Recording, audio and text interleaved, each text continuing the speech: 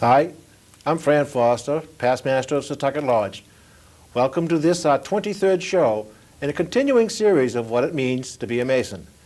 Tonight we have with us Right Worshipful Carl Landerholm, who is the coordinator of the Masonic Home in Charlton, Massachusetts. Good evening, Right Worshipful.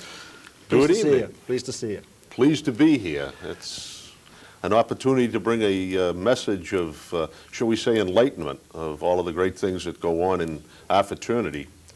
The wonderful opportunity that we have tonight is to express what the fraternity does for our older members, both male and female. Mm-hmm. Charlton was a spot that was chosen by the Grand Lodge in 1909. The facility was built in 1904 as Overlook Hotel. It was where the elite used to travel. It sits on the top of a mountain of 440 acres. A beautiful place it is, too.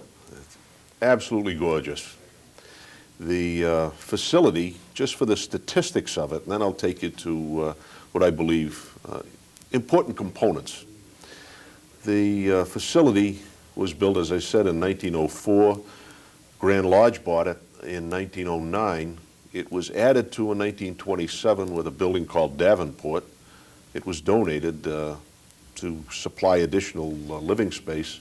1936, it was doubled in size in what was called the Williams addition.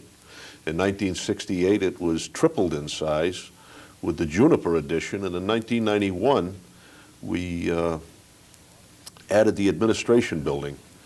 A lot of floor space. It has all of the components for activities, meals, dining. And dining used to be in the Overlook building, and that was renovated in 1998, or completed in 1998. Mm-hmm. And it now has marvelous uses for the whole fraternity, as well as the residents. It's in its traditional appearance, which is very Victorian. There's a grand stairway that goes up to an observatory and a dining room, small as it is, would seat about 16 people. Mm-hmm. The word estates is truly reminiscent of the beauty of the whole facility. That beauty is comprised of rolling hills. In years past, they had cattle, milking cattle as a farm, a working farm, mm-hmm. to help support the workings, if you will, of the residents. Over the years, we have come to have 168 residents.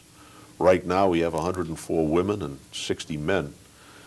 There's 4 openings, so that the numbers do come out correctly. It's pretty close.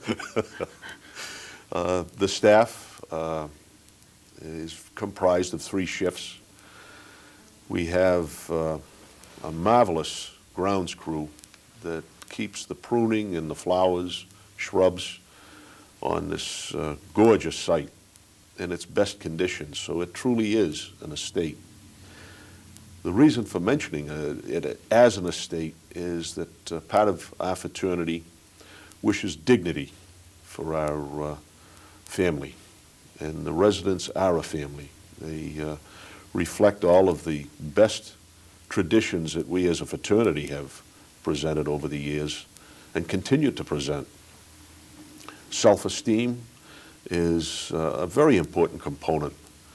And to support that, we use, quote unquote, the psychology of good color. Mm-hmm.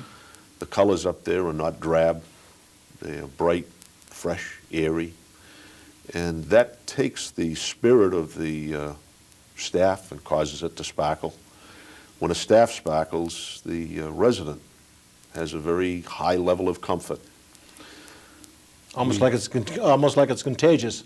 It is contagious. Yeah. It truly is. You know, the word enthusiasm is one that we use quite regularly. Enthusiasm is, for the sake of a brief description, a word of Greek derivation, and theos. And theos is in God.